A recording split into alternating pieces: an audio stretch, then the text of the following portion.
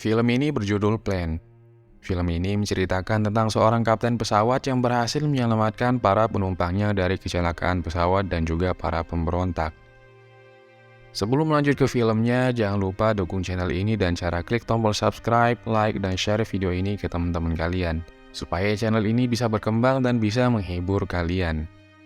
Di Bandara Changi, Singapura, di sana terlihat seorang pilot yang bernama Torrance. Sebelum melakukan penerbangan, dia menyempatkan diri untuk video call dengan putrinya yang bernama Daniela. Saat ini dia sedang berlibur di pantai yang ada di Hawaii.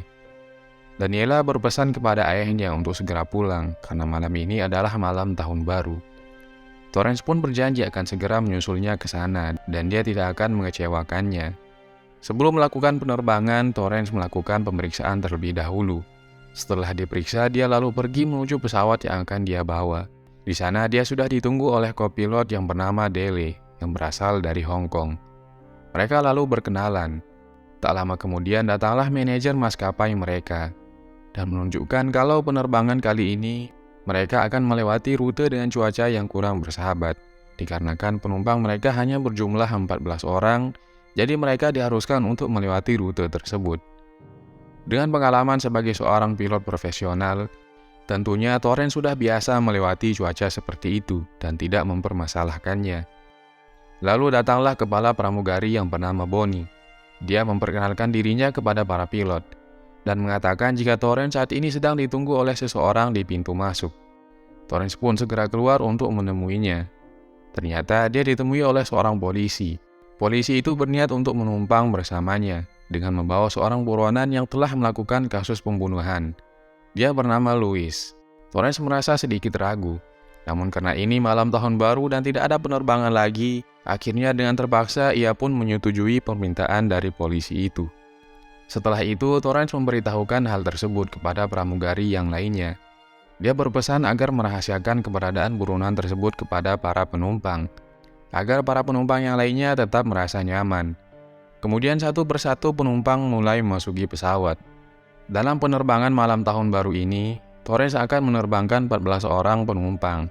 Semuanya terlihat normal seperti penerbangan pada umumnya. Lalu ada 2 orang penumpang wanita yang ingin duduk di tempat buronan tersebut, karena mereka mengaku jika itu adalah tempat duduk mereka. Namun, pramugari mempersilahkan mereka untuk duduk di tempat yang lain. Setelah semua penumpang naik, Bonnie pun mengumumkan kepada semua penumpang jika pesawat sebentar lagi akan segera lepas landas. Torrance selalu mengumumkan kepada para penumpang jika malam ini mereka akan melewati cuaca yang agak kurang bersahabat, sehingga akan terjadi sedikit guncangan dan Torrance akan berusaha melakukan yang terbaik. Pesawat pun kini mulai bergerak.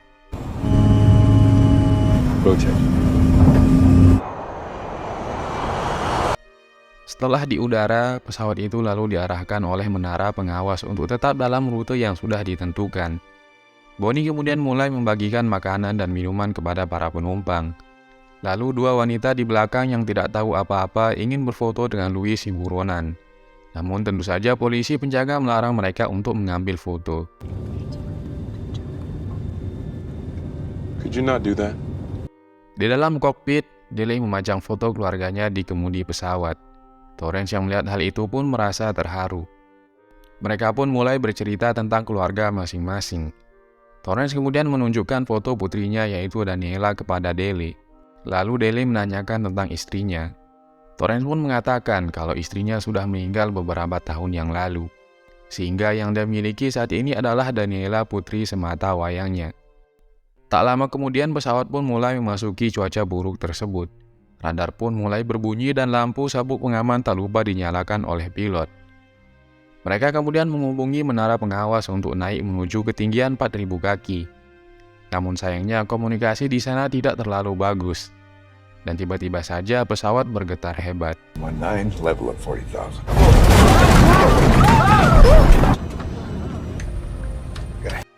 Torrance selalu memeriksa keadaan para penumpang di sana dan mencoba untuk menenangkan mereka dengan mengatakan jika saat ini mereka sudah mulai memasuki badai. Lalu tiba-tiba pesawat mereka dihantam petir. Hal itu membuat lampu padam dan listrik di dalam pesawat pun bermasalah. Torrance kemudian mencoba masuk kembali ke dalam kokpit. Setelah bersusah payah, akhirnya Torrance pun berhasil masuk ke dalam kokpit.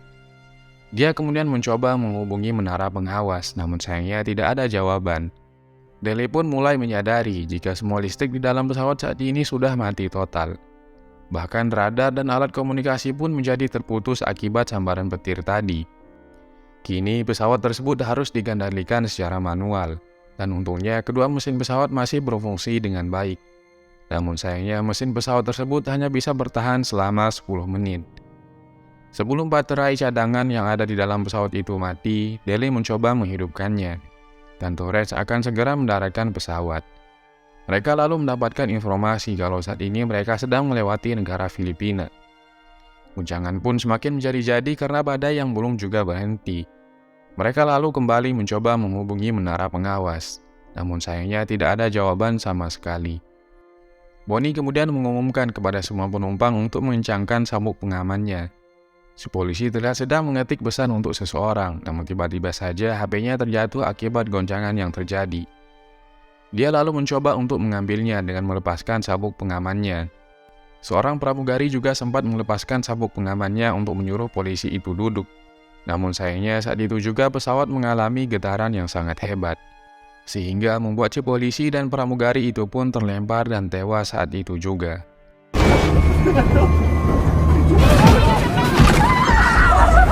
Kini pesawat pun mulai mencoba menerobos awan badai tersebut. Dan beruntungnya mereka pun bisa melewati badai tersebut.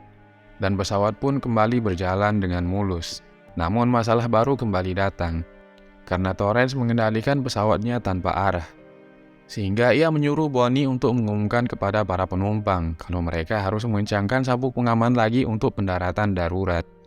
Dalam suasana gelap itu, Torres dan Dele sama-sama memandang foto keluarga mereka. Di sana, Torres tiba-tiba melihat sebuah daratan yang mungkin bisa mereka gunakan untuk pendaratan darurat. Mereka lalu mencoba melihat situasi di sana yang ternyata itu adalah hutan belantara. Terlihat baterai cadangan pesawat pun kini semakin menipis. Lalu Dele menemukan sebuah jalanan di tengah hutan tersebut. Dan mereka pun berniat untuk mendaratkan pesawatnya di sana. Di sana mereka juga mencoba untuk membuang sebagian bahan bakar untuk menghindari ledakan. Roda pendaratan pesawat secara manual telah diturunkan oleh Dele. Pesawat pun mulai menyentuh daratan dengan sayap yang menghantam pohon-pohon kecil. Setelah bersusah payah dan melakukan pengereman maksimal, akhirnya mereka pun berhasil melakukan pendaratan tersebut dengan selamat. Okay. How did you? Tak sampai di situ, masalah pun kembali muncul. Sebuah percikan kecil di dalam pesawat dikhawatirkan akan memicu ledakan. Torres kemudian menyuruh para penumpang untuk segera keluar melalui pintu darurat. Pintu darurat pun dibuka dan satu persatu penumpang dan awak kabin pun mulai turun. Hold your arms. Di pagi hari, para pilot dan awak kabin sedang membicarakan Luis si buronan. Mereka merasa bingung buronan itu akan dikemanakan, karena polisi pengawalnya kini sudah mati. Bonnie lalu memberikan kunci borgolnya kepada Torres, yang sudah diambil dari mayat si polisi. Kemudian Torres menghampiri para penumpang dan mengatakan jika saat ini mereka sedang berada di sebuah pulau di Filipina. Dan ia berharap kepada para penumpang untuk tetap tenang sampai pertolongan datang. Torres juga mengatakan kalau di pulau ini tidak ada sinyal sama sekali, sehingga mereka saat ini belum bisa mengirim sinyal darurat atau yang lainnya. Sementara di kantor pusat mereka baru saja menerima laporan jika sebuah pesawat telah hilang kontak dan melewati negara Filipina. Tak lama kemudian pemimpin lalu lintas udara memasuki ruangan. Dia kemudian memerintahkan semua bawahannya untuk memastikan lokasi jatuhnya pesawat itu, dan apakah ada dari penumpang dan juga kru yang selamat. It's fine. Tell me. Philippines are not the Amalfi Coast. Torres selalu mendirikan sebuah tenda untuk melindungi para penumpang dari sengatan matahari. Dia lalu menghampiri Luis yang sedang duduk menyendiri. Dia kemudian mengatakan kalau dia tidak tahu harus bagaimana kepadanya. Luis lalu menyarankan agar Torres mau membuka borgolnya. Namun Torres menolaknya. I'm not quite sure what we're supposed to do. You think I'm fucking stupid if we try to escape? Setelah itu, Torres dan Dele memeriksa keadaan pesawat. Mereka berharap bisa memperbaiki masalah listrik tersebut. Lalu Bonnie datang dan mengatakan jika ada 2 mayat di dalam pesawat yang belum diurus. Torres lalu mengatakan kalau dia akan mengurus 2 mayat tersebut. Torres lalu masuk ke dalam pesawat. dan memasukkan polisi dan pramugari ke dalam kantong jenazah. Secara tidak sengaja, dia menemukan sebuah pisau yang berada di dalam tas polisi. Louis si buronan juga sempat mengambil sebuah senjata dari saku celana si polisi yang kini sudah tewas. Di luar, seorang penumpang terlihat sedang membuat vlog tentang bagaimana keadaan mereka. Dia juga sempat merekam Louis yang sedang duduk di sana. Louis yang melihat hal itu pun langsung menghajarnya, sehingga kejadian itu pun sempat membuat keributan di sana. Maria, can you please get the medic back? Dari kejadian itu, Torrance menyadari kalau Louis bukanlah orang sembarangan. Lalu Torrance terlihat sedang mengganti bajunya dan mengambil foto keluarganya.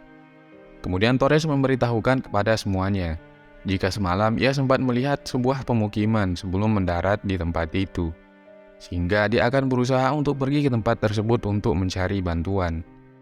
Beberapa penumpang menawarkan diri mereka untuk ikut bersamanya, namun Torrance mengatakan jika mungkin saja ini akan berbahaya bagi yang lainnya, sehingga dia mengajak Louis si buronan untuk ikut bersamanya. Karena menurut Torrance, Louis memiliki nyali yang berbeda dari yang lain. Torrance pun memutuskan untuk membuka borgolnya Louis. Setelah itu, mereka berdua lalu bergegas pergi dari sana. Di tempat lain, terlihat seorang warga berlari dan berniat ingin menemui kepala pemberontak di sana. Dia lalu menceritakan jika tadi pagi, ada sebuah pesawat yang terlihat terbang rendah di atas rumahnya. Dan mungkin saja pesawat itu melakukan pendaratan darurat di dekat desa mereka. Ketua pemberontak itu bernama Junmar. Junmar pun berterima kasih dan memberikan uang kepada warga itu karena telah memberinya informasi. Dia lalu menyuruh anak buahnya untuk menemukan lokasi pesawat tersebut. Di tempat lain, Daniela yang saat ini baru saja melihat berita hilangnya pesawat ayahnya. Hopefully some positive news. We'll get right back to you. Di sana, Torrance dan Louis yang saat ini sedang berjalan melewati hutan. Dari pembicaraan mereka, ternyata Louis merupakan seorang mantan tentara, namun saat ini ia kehilangan jati dirinya, yang membuat dirinya terpaksa membunuh seseorang. Dia pun akhirnya divonis dengan tuduhan pembunuhan sadis, dan akan dimasukkan ke dalam penjara. Dia kemudian menanyakan keberadaan pisaunya dan juga senjata si polisi. Namun Torrance mengatakan jika dia telah mengamankannya, agar tidak terjadi hal-hal yang tidak diinginkan. Tak lama kemudian tiba-tiba saja Louis menghilang melarikan diri entah kemana. Namun Torrance pun tampak tidak peduli dan kembali melanjutkan perjalanan. Kini Torrance sudah tiba di sebuah bangunan kosong. Rupanya bangunan tersebut dijadikan sebagai tempat persembunyian oleh para pemberontak. Secara tidak sengaja Torrance menemukan sebuah telepon. Torrance lalu mencoba menggunakan telepon tersebut untuk menghubungi kantor pusat penerbangan. Dia lalu memberitahu pegawai kantor tentang keadaan mereka saat ini. Namun pegawai tersebut malah menganggap Torrance sedang mengerjainya, dikarenakan hari ini sudah banyak telepon yang menyasar, yang masuk ke kantor hanya untuk menanyakan tentang pesawat yang hilang tersebut. No, believe me on this. Hello? Ia kemudian menelpon Daniela putrinya untuk memberitahukan jika ia masih selamat. Dia lalu meminta Daniela untuk mencoba menghubungi kantor pusat penerbangan untuk memberitahukan jika mereka saat ini masih selamat dan berada di sebuah pulau di Filipina. Namun secara tiba-tiba Torrance diserang oleh seorang pemberontak yang ada di sana.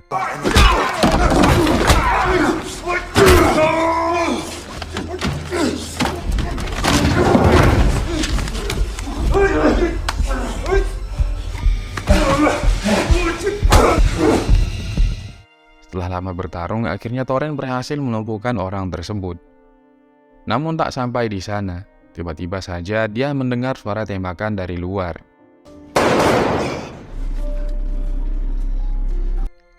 Seseorang kemudian masuk ke dalam dan ternyata itu adalah Louis.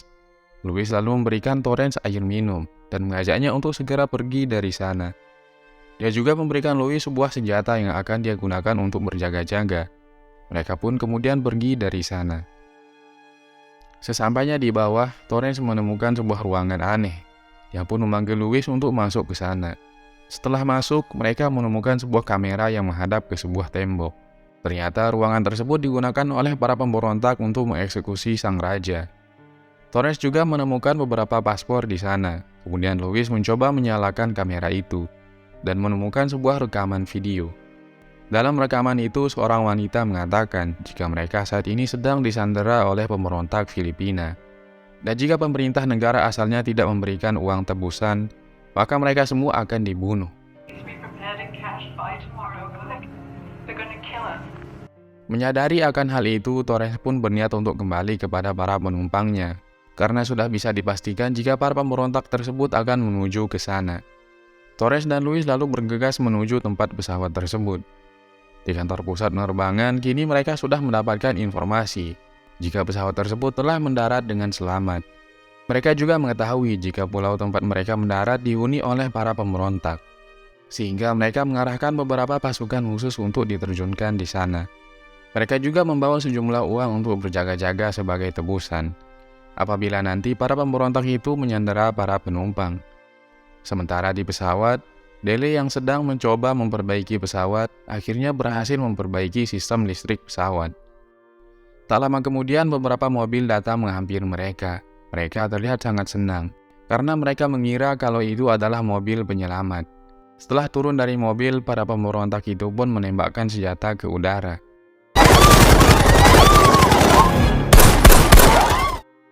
Hal itu membuat mereka menyadari kalau itu adalah sekelompok pemberontak.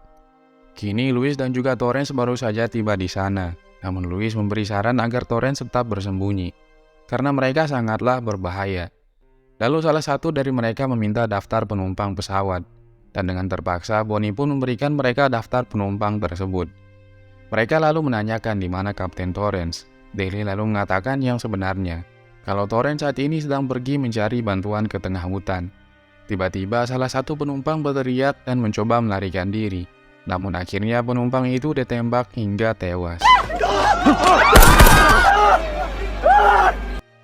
Melihat pasangannya yang telah tewas, akhirnya pria itu pun dibunuh oleh si ketua pemberontak dengan cara memotong kepala si pria tersebut. No! Mereka semua kemudian diperintahkan untuk naik ke dalam mobil dan akan dibawa ke markas. Kemudian 2 orang diperintahkan untuk menggeledah tempat itu. Di sana terlihat Torres yang kesal karena telah dihalangi oleh Luis. Setelah mereka semua pergi, Torres lalu segera ke sana dan langsung menembak salah satu dari mereka yang masih di sana. Dia kemudian menanyakan kepada satu orangnya lagi, kemana para penumpangnya akan dibawa. Akhirnya anak buah pemberontak itu pun mengatakan kalau mereka saat ini sedang disandera dan akan dibawa menyeberang ke pulau. Kemudian Torres pun naik ke atas pesawat. Mengetahui jika listrik pesawat sudah berfungsi kembali, Torres lalu mengirimkan sinyal lokasi keberadaan mereka ke kantor pusat. Dia lalu menulis sebuah pesan juga di sana. Pesan itu bertujuan agar para penyelamat yang akan datang tahu bahwa Torres pergi untuk membebaskan para penumpangnya dari para pemberontak yang ada di sana. Di sana, Luis membawa pemberontak itu masuk ke dalam hutan untuk dihabisi.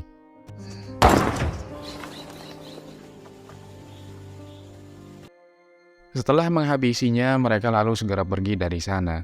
Tak lama kemudian, mereka pun tiba di dekat perbatasan desa pemberontak itu. Sementara di markas para pemberontak, terlihat semua kru dan para penumpang dimasukkan ke dalam sel. Kemudian mereka mengeluarkan beberapa orang dari sana untuk merekam dan menanyakan nama dan asal mereka. Setelah mendapatkan video dari para sandera, mereka pun kembali memasukkannya ke dalam sel. Di kantor pusat terlihat koordinator pesawat yang sudah nampak jelas di layar monitor. Di sini mereka pun sangat heran dengan kondisi badan pesawat yang masih utuh. Tak lama kemudian pasukan khusus penyelamat bersenjata lengkap pun tiba di sana. Mereka lalu memeriksa keadaan dan tidak menemukan seorang pun di sana. Lalu ketua pasukan khusus yang bernama David mencoba masuk ke dalam pesawat. Dia pun menemukan 2 mayat di sana, yaitu mayat si polisi dan juga si pramugari. Setelah menyisir pesawat, akhirnya David menemukan sebuah pesan dari Torres. Di sana Torres dan Luis yang saat ini sedang menyusup ke sana untuk mencari para sandera. Mereka berdua lalu menghabisi para penjaga di sana.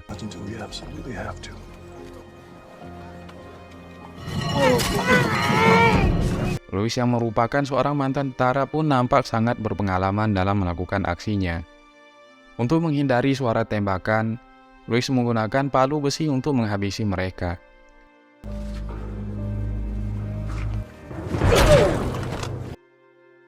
Torrance selalu mengambil kunci sel untuk membebaskan para sandera. Sementara Louis bertugas untuk menghabisi para penjaga yang tersisa. Torrance akhirnya berhasil membuka pintu sel dan melepaskan ikatan para sandera. Dia kemudian menyuruh mereka untuk segera naik ke dalam bus. Setelah semuanya masuk, seorang penumpang menawarkan dirinya untuk menyetir bis tersebut.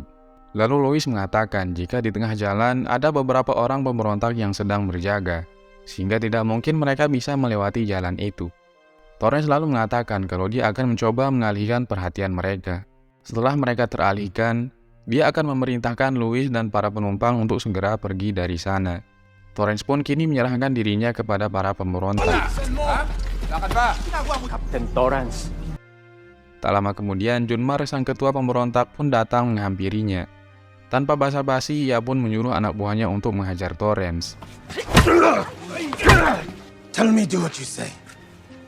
Di sini, Junmar mengatakan jika mereka semua sekarang adalah miliknya, sehingga dia akan melakukan apa saja yang dia mau kepada mereka. Dia pun berniat untuk menembak mati Torrance di sana. Namun tiba-tiba pasukan penyelamat datang tepat waktu. Dan aksi tembak-tembakan pun terjadi. We're friendlies, Captain. Stay where you are. Captain Torrance, are you hurt? Wait, the others. Hey, we got him. Setelah terjadi tembak-tembakan, akhirnya mereka semua pun bisa pergi dari sana. Sementara Junmar yang marah melihat beberapa anak buahnya telah tewas, dia pun memerintahkan semua anak buahnya untuk mengejar mereka. Kini mereka pun sudah tiba di lokasi pesawat. Di sana Torrance selalu mengatakan kalau saat ini dia dengan terpaksa harus mencoba menerbangkan pesawat itu kembali, dikarenakan helikopter bantuan akan tiba beberapa jam lagi. Sementara saat ini para pemberontak sedang menuju ke arah mereka. Para penumpang sempat ketakutan untuk menaiki pesawat tersebut. Namun Torrance kembali meyakinkan para penumpang kalau dia akan berusaha semaksimal mungkin. Di sana juga terlihat para pasukan musuh sedang bersiap-siap menunggu kedatangan para pemberontak itu. Para penumpang pun kini mulai bergegas naik ke dalam pesawat. Di sana Torrance menyempatkan diri untuk memeriksa keadaan pesawat sebelum lepas landas. Para pemberontak yang sudah mulai berdatangan pun langsung menyerang mereka. Dan aksi tembak-tembakan pun kembali terjadi. Go, Captain. Time to go now.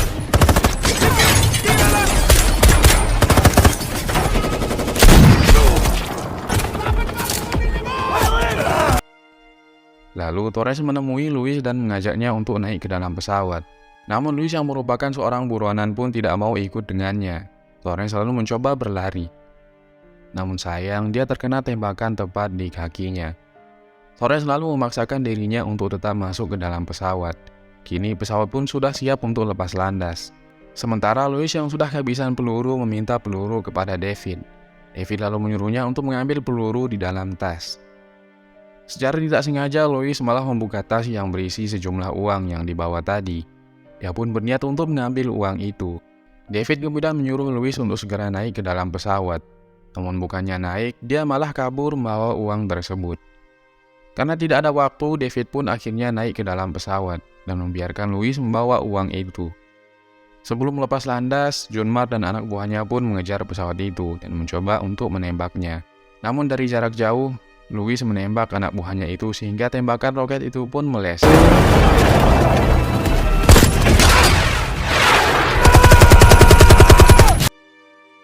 Junmar yang masih selamat pun akhirnya tewas akibat tertabrak pesawat.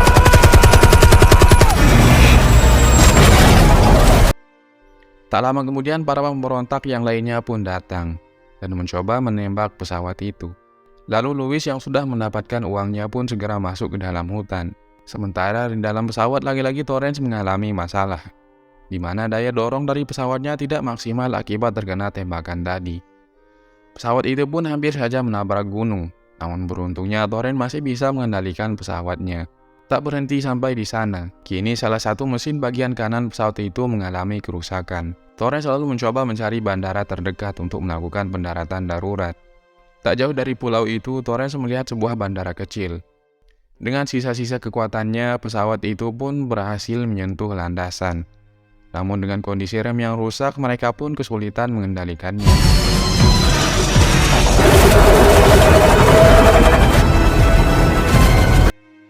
Dan beruntungnya tepat di ujung landasan, Pesawat itu pun berhenti dengan sempurna.